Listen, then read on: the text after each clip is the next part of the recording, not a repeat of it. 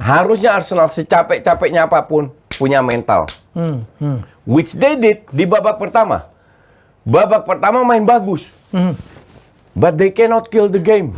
Maka dari itu gue bilang, kalau masih ada fans Arsenal yang harap Arsenal juara, ya lu minum obat aja dulu. Gue juga merasa pemain-pemain ini nggak nyaman. Karena tanpa Ronaldo, MU tuh bermain lebih bagus. Kenapa kemarin keren? Karena Safi nonton Just Talk. Jadi Safi dengerin Just Talk. Nonton dia. Dia diem-diem member dia. Pakai nama incognito. What do you think about Ronaldo, coach? Ya, untuk gue sih case close ini. Selesai, finito. For him? Ya.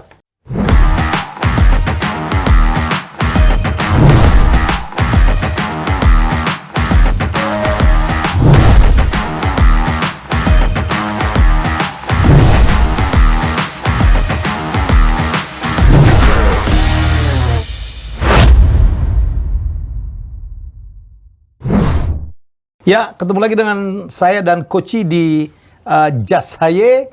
Ini obrolan bapak-bapak. Terima kasih tetap bersama kami. Terima kasih juga Next yang menjadi sponsor. Dan jangan lupa ya, terus subscribe, komen, like, nanya apa aja boleh. Kan di sebelah sana lu nggak boleh komen sama Koci, di sini boleh. Yang baca gue, dia nggak baca kan? Lu baca kan dulu? Enggak. Enggak ya? Tapi yang lu bisa ngeblok. Yang member gue kadang baca. Sekarang? Iya. Oh. Jadi yang bisa komen cuma member. Dan itu gue punya tim yang baca. Jadi kalau yang bagus-bagus di copy paste baru gue balas. Siap. Oke. Banyak drama di minggu ini ya. Dan itu kita bahas. Dan sorry aja ya. Saya harus bahas dengan Ronaldo. Karena ini menjadi trending topic juga ya. What do you think about Ronaldo, coach? Ya, untuk gue sih case close ini. Selesai, finito. For him? Ya. Ya. Karena nih, you don't make the same mistake twice. Ya. Kalau dia umur 19-20, gue masih paham. Paham ya. Dia udah 5 kali menang Ballon d'Or, usia 38. Harusnya dia memberi contoh yang benar. Dan ini kedua kali, itu bukan khilaf. Bukan khilaf? Enggak, ini memang egonya dia ketinggian. Dan menolak untuk dimainkan. Untuk masuk ke bench. Dia itu digaji oleh klub. Mahal lagi. Kewajiban dia adalah bermain. Anytime, mau main 1 detik pun dia harus masuk. As a professional. Ya. Oke, sekarang dia tidak muncul dan bahkan dia 2 kali, 3 kali menjadi starter, nggak perform juga. Nggak perform juga. Dia menjadi subs, nggak perform juga. Jadi kalau jadi pelatih apa? Give him chance yang unlimited, ya nggak mungkin. Ya kan? Justru gue bilang, tanpa Ronaldo, MU lebih bagus mainnya.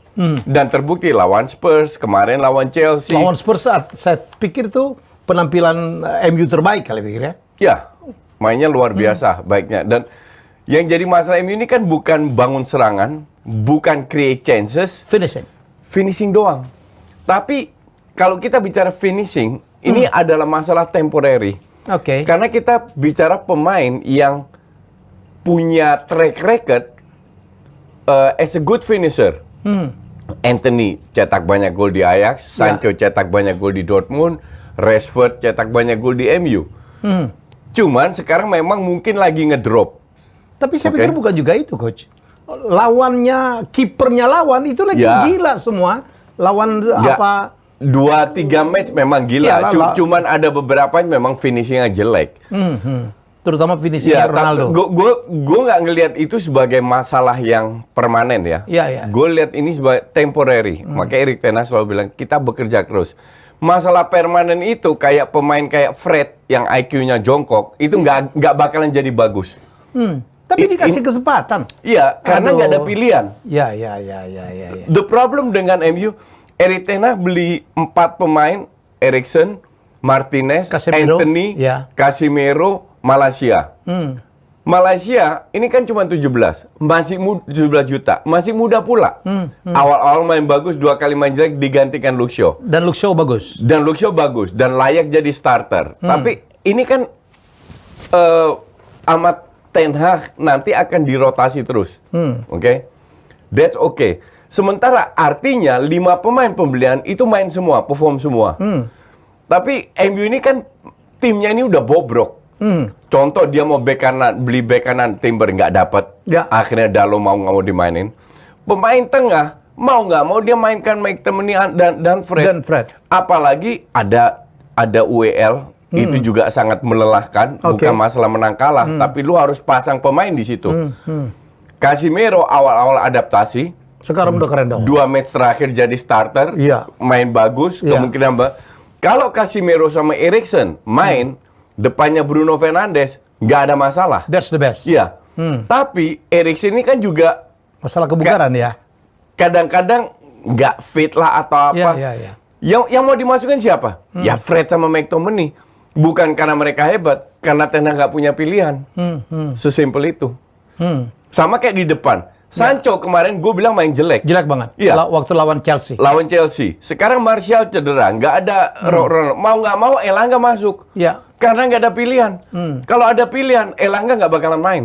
Coach, kemarin tuh Rashford tuh bagus banget, tapi tendangannya selalu bisa diblok. Ya, kalau nggak diblok ya baik lawan Spurs ya, Hugo Lloris. Iya, tapi ya that's why gue bilang masalah tidak bisa cetak gol itu bukan masalah permanen, masalah temporary, masalah sementara. Karena pemainnya memang lagi bagus. Nanti kan Martial kembali lagi.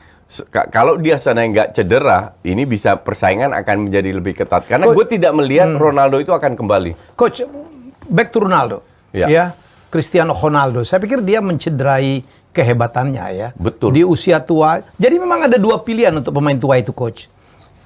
Pensiun sebagai seorang legend yang dipuja, atau dia menjadi villain katanya. Menjadi mengesalkan gitu. Jadi ini ada memang, itu pilihan untuk pemain-pemain senior ya. Jadi dia tidak belajar dari Ibrahimovic umur 40 ya kan. Sekarang masih keren ya. Ibrahimovic jarang main karena cedera, karena memang sudah usia, tapi diperpanjang kontraknya sama AC Milan, which is good karena dia bisa memotivasi pemain. Pemain muda. Itu gunanya pemain tua dong. Iya, betul.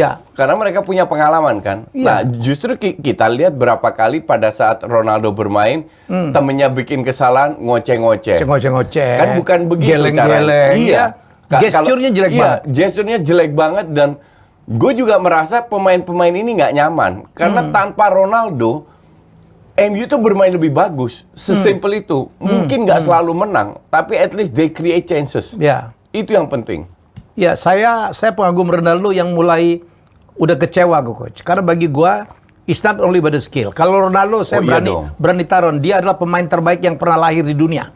Mungkin bersanding dengan Pele, Maradona, dan Messi. Tapi empat itu. Tapi kan kita masalah attitude nih.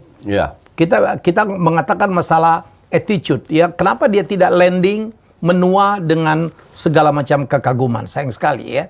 Ya, dan gua rasa Erik ten Hag itu sudah cukup memberi dia kesempatan. I think so.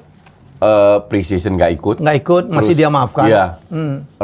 Lawan Rayo Vallecano dia keluar di halftime, masih dimaafkan. Sekarang Erik ten Hag bilang dia harus minta maaf. Ronaldo harus minta maaf, kalau nggak dia nggak bakalan kembali lagi. Minta maaf kepada tim pelatih sama minta maaf kepada pemain. Kalau enggak dia nggak bakalan dikasih kesempatan lagi kalau dia tidak minta maaf. Walaupun dia minta maaf ya. Si Ronaldo kan sempat minta maaf, tapi saya pikir udah dia habis minta maafnya. maaf. Dia keluarkan statement, tapi tidak ada kata-kata minta maaf. Dia cuman mengatakan dia hanya mengatakan ini bisa terjadi dan gua akan kembali lagi. Gua akan bekerja keras, gua akan kembali lagi. Loh, lihat nih. Masih mengaku hebat kah seorang Cristiano Ronaldo? Tahun ini finish nomor 20 di Ballon d'Or. Iya. Dan 0 votes.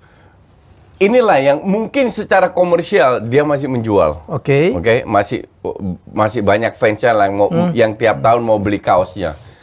Tapi secara kontribusi untuk tim, ya nothing. Coach, saya punya data nih, Coach. Untuk pemain-pemain tua, Zidane umur 35 tuh retired, pensiun. Ronaldo tua ya. Ronaldo gendut juga retired. Kakak retired umur 35. Ronaldinho umur 35 nggak punya tim. Kemudian Xavi main di Al Sadd ya di Arab Saudi. Thierry Henry bermain di New York. Dan Pele bermain di Cosmos. Jadi ya memang usianya memang dari pensiun. Messi masih hebat karena he is 35. Belum tentu Messi 2 tahun lagi bisa sehebat sekarang. Betul. Ya, jadi sebenarnya nggak perlulah Ronaldo begitu. Nggak, gue nggak ngelihat juga gini ya. kalau kita flashback sedikit, dia itu sebenarnya mau keluar. Dia mau cari klub. Tapi nggak ada yang mau. Tapi nggak ada yang mau. Maka dari itu dia masuk ke MU kayaknya setengah-setengah. Setengah-setengah dia tunjukkan dengan sikapnya yang tidak puas itu. Juga di lapangan. Tidak hanya di luar lapangan, di dalam lapangan juga terhadap teman-temannya pada saat mereka bikin kesalahan. Jadi klub sebesar MU tidak boleh tergantung oleh satu pemain. Betul. That's why gue bilang apa yang dilakukan Erik ten Hag, gue akan lakukan hal yang sama. Bahwa ada mantan pemain yang kritik dan lain-lain, tapi gue yakin sebagian besar dari fans MU, sebagian besar dari mantan pemain, sebagian besar dari mantan pelatih tidak bisa menerima sikap seperti itu. Seorang Alex Ferguson pun yang dianggap sebagai bapaknya Ronaldo kan pernah bikin statement, tidak boleh ada pemain yang lebih besar dari tim manajer. Ya, definitely. Ingat nggak waktu dia mecat Beckham? Iya kan? Ya, semua dipecat. Van Nistelrooy, Jaap Stam. Semua Jaap Stam. Ya. Jaap Stam tuh cuma nulis di buku kritik dia. Disuruh pergi tuh. Iya, betul. Memang harus begitu. Pelatih memang karena dia yang bertanggung jawab. Kalau prestasi tim tidak bagus di lapangan, pelatih yang pertama dipecat. Pasti. Jadi pelatih punya hak juga untuk memilih pemain yang diinginkan. Oke. Sekarang dia ibaratkan clash dengan Ronaldo. Nggak ada Ronaldo pun MU perform kok. Iya kan? MU sekarang berada di rank 4 kalau nggak salah ya, atau 5. 6 sekarang. Iya, karena awal-awal musim kan butuh waktu untuk adaptasi. Tapi setelah itu kan perform. Picking up. Ya, tidak hanya dari hasil tapi juga dari permainan. Itu yang penting. Permainan bagus, kedepannya akan menghasilkan result yang memuaskan. Tapi permainan harus bagus dulu. Dan seperti yang gue udah bilang sebelumnya, Ten Hag cuma butuh 3-6 bulan untuk bikin tim ini perform. Dan sekarang sudah kelihatan kan.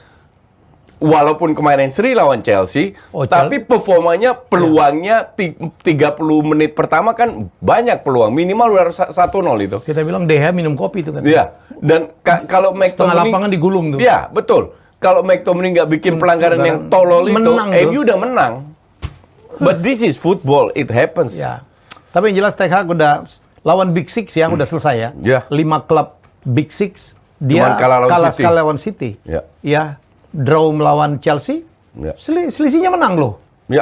Ya. Cuman ketemu City. Oh ya, udah ketemu semua ya? Iya, sudah ketemu semua Big Six. Chelsea yang hati-hati. Karena Chelsea baru ketemu MU. Tapi kita ke Chelsea. Chelsea sekarang saya pikir Graham Potter memang menunjukkan bahwa dia layak menggantikan Thomas Tuchel. Itulah juga kenapa gue dulu bilang Graham Potter kan yang layak menggantikan Thomas Tuchel. Cuman gue tidak mau menilai Potter karena gue tidak mau menilai dari menang kalah. Oke, for me this is not important.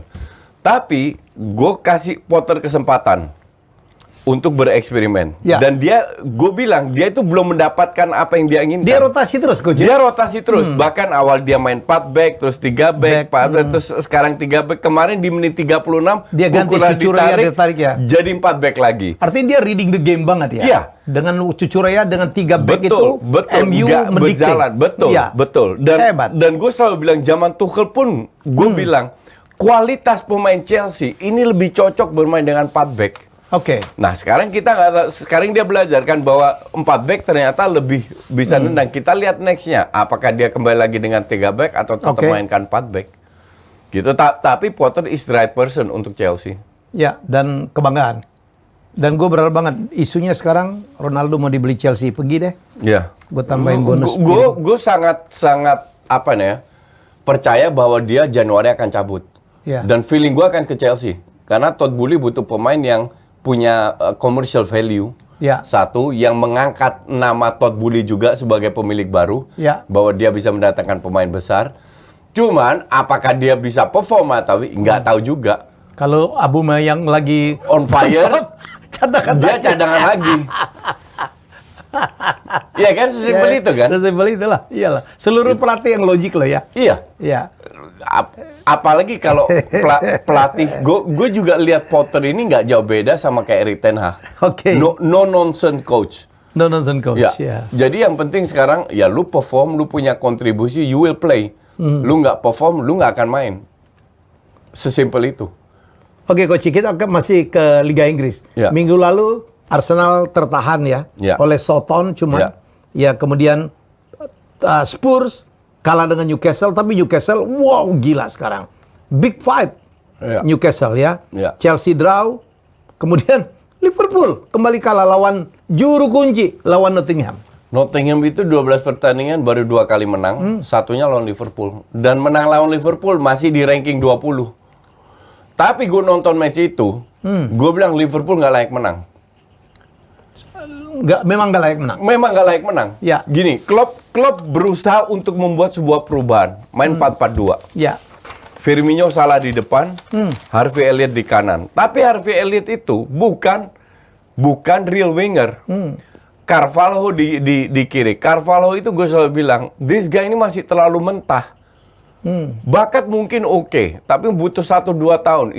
Itu pun juga kalau dia bisa berkembang. Secara fisik masih terlalu ringkih. Akhirnya Carvalho ditarik, Curtis Jones digeser ke tengah, Henderson Endo di tengah, ke Curtis Jones di kiri. Artinya ada 2 winger yang bukan winger. Kenapa begitu, Coach? Stok pemain kah? Stok pemain. Karena terlalu banyak yang cedera, and he has to do something. Terlalu banyak pemain cedera, dan pemain yang... Dia punya 6 striker, 3 cedera. Carvalho nggak main bagus. Jadi akhirnya ngandelin Firmino sama Salah.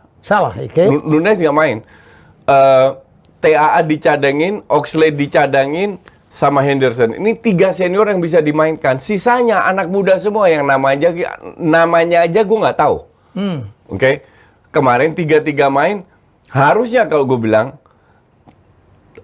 Henderson itu dimainkan dari awal. Apalagi kalau seandainya dia pasang 2 winger yang bukan winger, artinya wingbacknya yang harus bertanggung jawab atas supply. Maka dari itu dia tarik Milner, karena Milner nggak terlalu ngebantu, TAA akhirnya dimasukin. Dan si Curtis Jones masuk ke dalam, si Robertson yang harusnya overlapping. Tapi Curtis Jones itu levelnya championship, bukan levelnya Liverpool. Kembali lagi, kalau Erik ten Hag memang benchnya nggak terlalu bagus, at least masih ada yang bisa diganti. Yang reliable masih ada. Liverpool nggak ada sama sekali. Sekarang, ini kejadian di awal musim. Liverpool terseok-seok awal musim. Ya. Klopp bilang, ya kita harap yang cedera kembali lagi. Yang cedera kembali lagi, pemain lain yang cedera. Iya. Ini masalah. Nanti siklusnya bisa begini lagi. The problem is, manajemen pelit, nggak mau keluar uang buat kedalaman squad. Ini kejadian nggak pada season di mana Van Dijk cedera ya? Ya. Dan kemudian 2018, Liverpool 2019. Ya. Hampir nggak masuk. Ya, karena Mane sama Salah lagi jelek, nggak ada penggantinya. Ini udah bertahun-tahun gue bilang, 2 tahun gue udah bilang, the problem dengan Liverpool itu bukan Klopp. Kalau Klopp dipecat, nanti bisa tambah jeblok lagi, bukan tambah bagus. Murni karena manajemen tidak beli pemain yang berkualitas, yang sesuai. Maka dari itu gue bilang, tahun lalu, Liverpool untuk gue is team of the year. Tim terbaik musim lalu di dunia, itu Liverpool. Karena mereka sampai detik akhir dengan kedalaman squad jelek, mereka bisa bersaing di 4 piala. 2 dapat, 2 nggak dapat. UCL sama Liga, IPL nggak dapat. Tapi Piala Kebo 2-2 dapat. That's okay. Kalau kita lihat kedalaman squadnya Liverpool itu parah banget. Pemain-pemain yang dibeli kayak Oxlade, Curtis itu kan nggak layak main di Liverpool. Jadi untuk beli pemain yang selevel Liverpool itu harganya mahal. Nah, pemiliknya nggak mau. Nah, itu yang repot. Oke. Arsenal mulai tertahan. Nggak heran juga.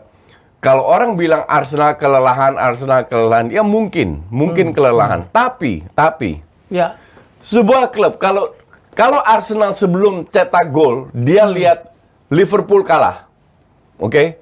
Dia lihat MU kehilangan poin. Ya. 3 kompetitor kehilangan poin. Harusnya Arsenal secapek-capeknya apapun punya mental. Which they did di babak pertama. Babak pertama main bagus. But they cannot kill the game. Mereka yang cetak 1 gol. Babak kedua ambruk. Pemain yang ngegendong Arsenal, Odegaard, Partey, Martinelli, Gapsus, nggak kelihatan di babak kedua. Mungkin kecapean, tapi kita tahu semua. Sama dong capek. Exactly. Kita tahu bahwa kalau lu capek pun, tapi lu punya mental juara, you will push karena lu tahu bahwa kompetitor lu kehilangan poin semua. Hanya City yang menang. Ya. Malamnya Spurs kalah pula. Kalah pula lawan Iya kan? Newcastle. Tapi Newcastle emang keren sekarang, coach. Gue nggak setuju. Keren itu dari apa? Dari hasil iya, dari hasil. permainan enggak. Kalau hasil bagus, tidak didukung dengan permainan bagus, paruh musim ntar juga turun. Which I think levelnya Newcastle 9-10. Rank 9-10. Papan tengah. Ya. Nanti at the end of the season, video ini bisa di screenshot, diulang lagi. Kembali lagi ke Arsenal. Tapi di sisi lain, ya memang squad Arsenal begitu. Squad Arsenal ini nggak ada bintang, nggak ada pemain hebat. What they need, kekuatan Arsenal adalah teamwork. Tapi kalau ada 2-3 pemain tidak perform, drop. Maka dari itu gue bilang, kalau masih ada fans Arsenal yang harap Arsenal juara, ya lu minum obat aja dulu. Karena masuk Champions League, gue sudah happy. Berapa? Besar ya. Kapan kita terakhir masuk Champions League? Karena udah lama. Iya kan? Jadi kalau tahun ini masuk Champions League, itu udah prestasi yang luar biasa. Nah, sekarang kita berada di rank 1, enjoy the moment. Nikmati aja. Whatever happen. Ya kan? Kalau City Liverpool bisa kalah, ya kali Arsenal nggak bisa kalah. Ya kan? Pasti ada kalahnya, pasti ada serinya. Tapi kualitas ini sudah lebih bagus daripada musim lalu. Jadi gue lihat ada progres. Maka dari itu, target gue untuk Arsenal sebagai fans Arsenal nggak muluk-muluk amat. Gue enjoy aja. Masuk UCL aja udah bagus ya? Ya, kemarin kan nggak kalah juga. Karena babak kedua, amburadul mainnya. Gapsus jelek banget. Tapi ya sudah, it happens lah. Dengan tim kayak Arsenal gini, bisa aja main jelek satu babak. Gitu. Gak bisa nonton Piala Dunia? Gak guna nih? Hey, pakai Next Parabola aja. Kok nonton bola di HP? Pakai Next Parabola aja. Bro, ngapain beli TV baru? Beli Next Parabola aja. Bisa ditonton di mana saja, tanpa kuota internet. Nonton bola, ingat Next Parabola. Oke, we go to La Liga. Lo agak happy ya setelah Barcelona babak belur. Gue bukan lihat Barcelona, kan gue bilang musim itu Barcelona itu jelek banget mainnya. Tapi kemarin keren banget dong. Kenapa kemarin keren? Karena Safi nonton Just Talk. Gue udah berkali-kali bilang. Lo kritik basketnya. Gue udah berkali-kali bilang, bukan gue kritik Busquets. Busquets itu tenggelam dengan sistem gaya bermain. Iya. Kemarin dia rubah, dia taruh De Jong di sampingnya Busquets. baru jalan. 2 pivot, baru jalan. Sebelumnya, De Jong digeser ke depan, Pedri geser ke depan, Busquets sendirian dengan begitu banyak space. Dia nggak sanggup di usia segitu. Karena peak-nya Busquets itu pada saat di depan ada Iniesta, Xavi. Jarak antar mereka itu dekat semua. Jadi pada saat kedua pemain ini kehilangan bola, Busquets langsung ke depan nutup potong-potong. Sekarang jarak antar pemain itu terlalu jauh. Pedri sama De Jong terlalu jauh. Jadi dia harus cover ruang yang terlalu besar sehingga kalau dengan istilah gue dia tenggelam, nggak bisa ngapa-ngapain. Transisi telat, speed telat. Nah, maka dari itu gue bilang gue udah nggak enjoy Barca sampai kemarin atau sama lawan Villarreal dia pasang De Jong di sampingnya. Dia pasang De Jong, Busquets, Pedri kiri, depannya Xavi, kanan Dembele, depannya lagi striker 4-2-3-1 Lewandowski. Menggila. Jadi perannya udah baru kemarin gue menikmati. 4-0 it could have been 7-0. Atletico Bilbao nggak ngelawan sama sekali. Iya. Jadi ini match bisa bilang agak membosankan karena Barca terlalu powerful. Ini apa sih Siri ini? Itu kayaknya ini lagi tahu, order lagi. endorse. Jadi gue ngelihat bahwa semoga Xavi sadar kalau lu mau main dengan satu pivot, pasang De Jong. Karena peran De Jong berbeda. Busquets perannya adalah dia stay di situ. Jadi dia butuh partner yang timingnya tepat, which is De Jong. Kalau lawan Villarreal, kalau nggak salah, De Jong main dengan Pedri dengan Xavi. Pada saat De Jong ke depan, di cover. Jadi pergantian posisi ini, itu dikuasai sama 3 pemain ini. Tapi kalau lu memainkan Busquets bisa perform kalau lu main dengan 2 pivot. Akhirnya dilakukan sama Xavi, which is kemarin. Jadi Xavi dengerin Just Talk. Nonton dia. Dia diem-diem member dia. Pakai nama incognito. Sombong. Oke, Madrid masih menang terus kok. Ya, Madrid bersyukurnya itu nggak ada pemain yang cedera panjang. Ya. Kita lihat Nation League, Barca 5-6 pemain cedera dan cukup lama. Madrid paling Benzema seminggu 2 minggu nggak main. Nggak bugar. Modric sekali 2 kali nggak main. Tapi karena mereka nggak ada cedera main dan ini tim udah kompak, ya nggak heran. Tapi I see Madrid akan ketemu itunya juga, kalah dan itu serinya. Apalagi Don Carlo udah mengatakan Benzema tidak akan dipush ya. Untuk bermain karena dipersiapkan untuk Piala Dunia. Seumur segitu pun juga kalau kan rentan cedera, apalagi Prancis kayaknya dikutuk tuh. Begitu banyak Varane sekarang cedera. Varane cedera. Gue nggak tahu siapa lagi. Dia, ya? Iya. Jadi ada 7-8 pemain yang kemungkinan nggak tampil sama Prancis. Kante salah satu. Jadi ada harus hati-hatilah dengan pemain yang senior kayak Modric, kayak Kroos, kayak itu. Tapi sekarang kalau tim yang lagi di atas angin, semua everything goes well. Apapun yang mereka lakukan. Ancelotti pun mengakui kita nggak selalu main bagus kok. Tapi karena kualitas pemainnya, they win the game. Nah ini sampai kapan? Pada saat turun, 2-3 match turun aja bisa disalip sama Barca. Barca cuman ketinggalan 3 poin. 3 poin. Kalau main di Camp Nou, Barca menang, kan sama poinnya. Jadi santai aja. Santai aja. Oke, kita ke Italia, Coach. Napoli menjadi satu-satunya tim di Serie A yang belum kalah ya, Coach. Ya. Hebat banget ini. Dan memang hebat. Memang hebat. Dari sisi permainan memang sangat layak. Gue nonton Napoli lawan Ajax, lawan Liverpool. Di Serie A gue berapa kali nonton Napoli, memang ini tim hebat, pelatihnya hebat, pemain-pemain barunya hebat, ditinggalin beberapa pemain kan, Fabian Ruiz, Insigne, Mertens, nggak masalah, dan sangat klop aja. Mungkin mereka akan kalah 1-2 kali, pasti. Tapi dari sisi permainan, Napoli itu bagus banget. Dan kemarin menang 1-0 lawan Roma, layak menang. Roma itu benar-benar amburadul di bawah Mourinho. Main asal, crossing ke depan, nggak jelas. Tapi lebih bagus deh tahun-tahun lalu dong. Apa? Roma. Enggak, buktinya tahun lalu juga nggak masuk Champions League. Dikasih duit segambreng. Tahun ini dikasih duit segambreng, rank 5 juga. Gue prediksi Napoli AC Milan. Pasti. Sisa 2-nya untuk Inter, Juve, Lazio, Atalanta. Atalanta keren sekarang ya. Lazio juga keren. Jadi karena mereka nggak konsisten. Atalanta kemarin baru sekali kalah. Gue tidak lihat Roma bisa nyempil masuk ke sini. Murni karena pelatihnya bapuk, mainnya oportunis. Apalagi Dybala cedera. Betul. Selesai itu. Ya. Coach, yang jelas kalau kita lihat top skor ya. 2 alumni Bundesliga sekarang ngerajain ya.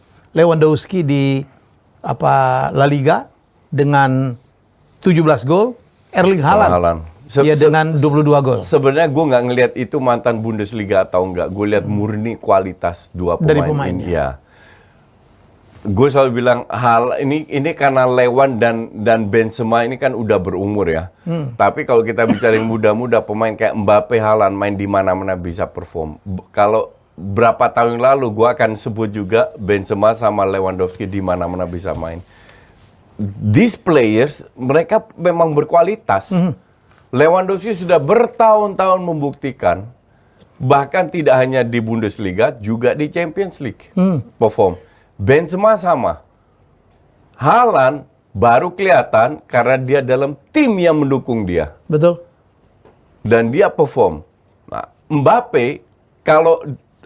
dia bisa merubah attitude-nya. Setuju gua. Dia bisa jadi pemain hebat. Mbappe yang masalah kan 11-12 sama Ronaldo. Attitude.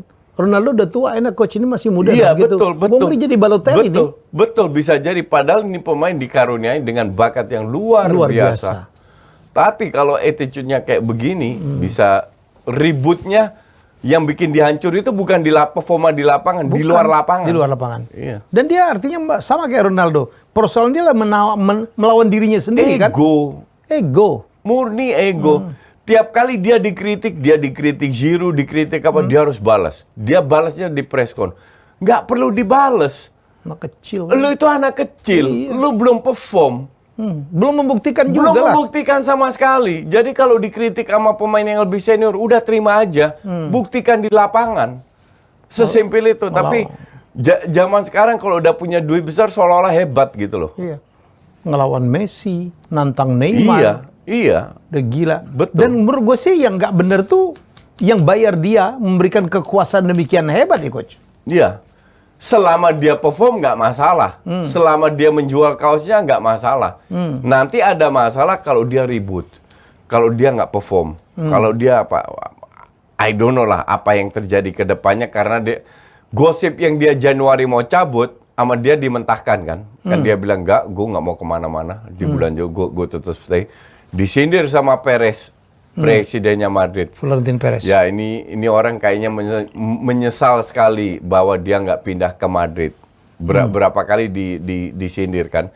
Ya masa depannya gue nggak tahu di mana dan gue nggak yakin 3 tahun atau 2 tahun ke depan Madrid masih mau beli dia, nggak yakin juga. Karena attitude ya. Karena attitude.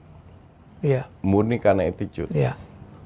Neymar dapat gosip katanya mungkin karena nggak bagus hubungannya dengan Mbappe. Neymar itu kan superstar ya coach. Iya. Terus ada anak muda yang lebih anak emas dan nggak tahu diri juga gitu ya. Iya. Dan sehingga kayaknya ada isu dia mau ke Liga Inggris. Ke Chelsea juga kah? Ya, Atau Liverpool? sangat amat bisa. Kalau Chelsea sangat bisa bayar dong. Ya, MU juga bisa bayar. City juga bisa bayar. Cuman gaya bermain Neymar ini kan berhasil banget. Banyak dribbling, banyak gocek, banyak itu. Kalau pelatih bisa memanfaatkan pemain kayak Neymar, itu dia bisa punya kontribusi. Cuman sekarang yang susah kan kalau masuk ke klub Big Six di Liga Inggris, ini kan banyak pemain hebat. Pemain hebat kan ngumpul semua di Liga Inggris. Kalau dia nggak bisa adaptasi dari bahasa, dari budaya, dan lain-lainnya, ya bisa hancur juga. Dari masalah attitude juga Neymar ya. Ya, gue bilang ya. Ya masalah perempuan. Ya, banyak lah. Maka dari itu gue bilang, mereka itu hebat karena diberikan bakat bermain bola. Tapi kalau mereka nggak main bola kan mungkin jadi tukang sayur di supermarket. Jadi pemain bola nggak usah dilebaikan lah. Istilahnya mereka juga manusia karena mereka punya bakat aja bermain bola. Bukan berarti mereka bisa segalanya. Tapi di Inggris banyak sekali pemain Brazil bagus-bagus coach. Ya, banyak di yang, MU aja ada banyak yang flop Anthony, juga. ada Casemiro ya, ada Firmino Liverpool, banyak banget lah pemain-pemain ini. Richarlison ya. Ya karena ya emang Inggris kan duitnya secara overall ya. Ya tapi maksud saya pemain Brazil perform di situ. Oh iya. Kecuali Fred. Iya, kecuali Fred itu kan udah masalah. Fred itu. Masalah IQ itu. Dulu dibelinya mahal loh. Itu susah. Itu Mourinho yang beli dari Rusia itu dari Shakhtar kalau nggak salah. Shakhtar Donetsk. Iya. 60 juta nggak usah. 60 juta, Makanya gue 70 bilang juta. pemain kayak gitu dibeli 60 heran gue. But anyway, ya Brasil ini kan eksportir pemain bola terbanyak di dunia. Jadi kalau ada yang berhasil bisa-bisa aja. Tapi kembali lagi gue melihat masalah attitude sebenarnya. Attitude itu kan dibentuk dari kita kecil, ya kan? Bukan mendadak. Kalau lu dari kecil miskin, mendadak lu punya duit, bukan berarti lu norak kampungan kan? Contoh paling bagus Messi. Messi itu keluarga miskin, bukan keluarga orang kaya. Tapi mendadak kaya tetap dia low profile, ya kan? Kembali ke kualitas. Emang pemain hebat lainnya kayak Kante, kayak Mahrez, emang itu orang kaya dulu? Kan enggak, ya kan? Tapi mereka low profile. Oh, salah lah contoh. Emang salah dari keluarga kaya kan enggak? Mane dari keluarga kaya enggak juga. dulu beli sepatu bola aja susah, ya kan? Tapi karena kualitas individunya bagus, jadi mau berapa duit dilimpahkan dengan berapa duit, mereka tetap low profile. Beda dengan si Mbappe atau Neymar. Neymar gue juga sebenarnya nggak suka attitude-nya. Gue kalau attitude yang bagus ya Messi. Ronaldo dulu bagus attitude ke. Ya, Cuman Ronaldo bagus ya. Di usia-usia tua ini aja. Nggak ngerti juga apa yang terjadi. Motongan, baperan Ya. gitu. Ya. Betul. Ya, saya bingung juga tuh. Dapat gosip Edwin van der Sar akan pindah ke MU. Technical Director. Nggak. Kan lo baca dari Belanda. Iya. Jadi Ajax ini kan punya hubungan baik dengan MU. Oke. Jadi memang ada delegasinya MU mau datang, mau mencari bukan hanya Van der Sar tapi juga pemain-pemain lah yang mau diincar. Sampai disindir sama akun official Ajax di Twitter tentang Van der Sar. Mereka bilang, kalau kalian mau Van der Sar, kenapa nggak ambil kitman kita sama tiang gawang aja? Dalam arti, MU itu ngincer banget Ajax. Udah Martinez diambil, Anthony diambil, incer Timber, sekarang incer direktur komersial kalau nggak salah, sampai disindir segitunya. Jadi, tapi gue bilang karena Van der Sar mantan pemain MU, jadi biasalah mereka masih berkontak. Cuman media kan sering mengkait-kaitkan karena MU adalah klub besar, duitnya banyak, jadi wajar aja gosip kayak gitu terjadi. Dulu banyak banget ya.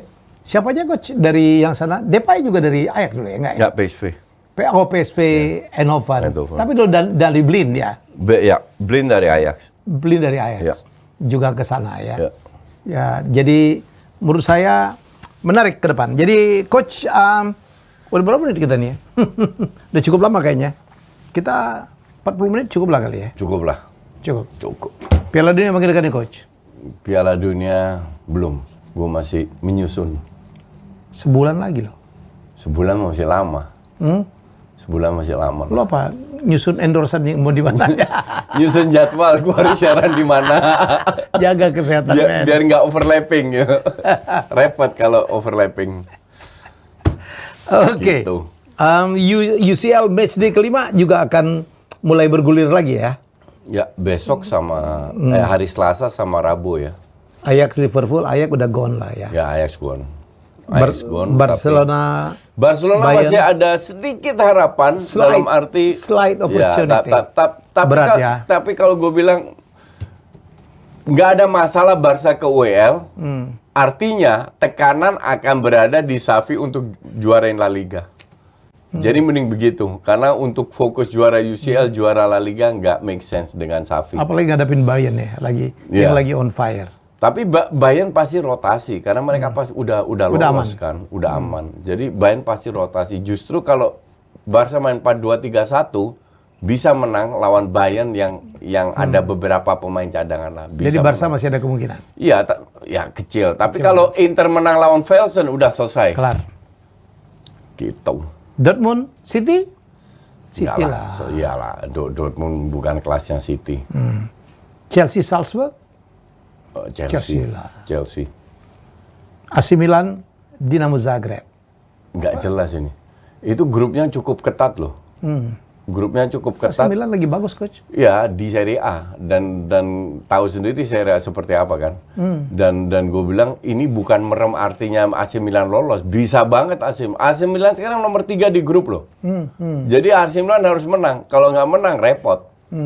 Karena 2 match pertama mereka nggak menang, baru ketiga mereka menang. Jadi untuk gue sih bukan pasti AC Milan lolos. Cuman kalau nggak ya harusnya sih AC Milan lagi oke lah. Cuman lawan Dinamo Zagreb mestinya bisa ambil lah. Mestinya. Mereka main di kandang. Enggak. Belum bermain tentu. di Zagreb. Main di Zagreb belum tentu. Belum tentu gue bilang. Oke. Itulah obrolan saya dengan Coach, dan kita akan jumpa lagi minggu depan. Ya, jangan lupa Next Parabola akan membantu Anda menyaksikan seluruh game Piala Dunia. 64 game ya, Coach? Ya, 64 dan high definition. Jadi kalau lu mau nonton match dengan gambar bagus, kualitas gambar gas, Next Parabola. Keren. Harus diambil. Kayak kita. Nggak mahal. Nggak banget. Masih ada UCL, masih ada Liga Inggris, semua ya. NBA, NBA, F1. Ya, Jadi mau apa lagi? Ada semua, iya. Ya. Oke, kita jumpa lagi minggu depan masih bersama saya dan Coach Jas Haye. Thank you.